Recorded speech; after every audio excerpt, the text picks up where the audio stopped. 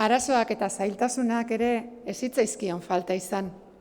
Hori gabe, bizitza oso aspergarria izan daitekelako. Gainera, konturatu zen, azken finean, gaizki pasatzetik beti ikasten dela zerbait. Behin, listor batek zista egin zion.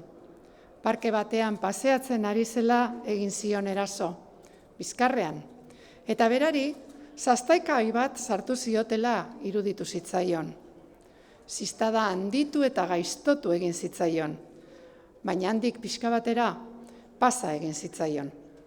Batzutan, gertaera hartaz gogoratzen zen minik ez dugunean zein ondo gauden jabetzeko. Normalean, ez baititugu une horiek aintzat hartzen. Beste behin, mutiko batekin haserretu zen.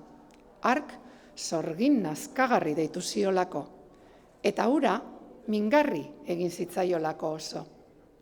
Ia negarrez hasi zen, eta gero, bere harridurarako, modu ezoiko batez erantzun zion. Ez naiz nazkagarria, baina sorgina agian bai, beraz, kontu zibili nirekin. Eta hori esan da, arnasa hobeto hartzen zuela iruditu zitzaion.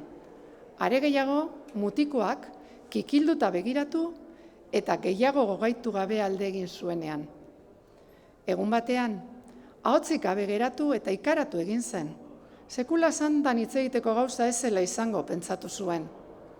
Sendagilearen gana jo behar izan zuen, eta hark eztarria arreta handiz behatu eta egun batzuetan ez hitz egiteko agindu zion.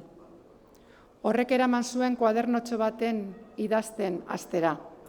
Besteekin harremanetan jarri ahal izateko, eta handik utxira, ipuin eta poemak zirriborratzen hasi zen, eta berak uste baino gehiago gustatu zitzaion.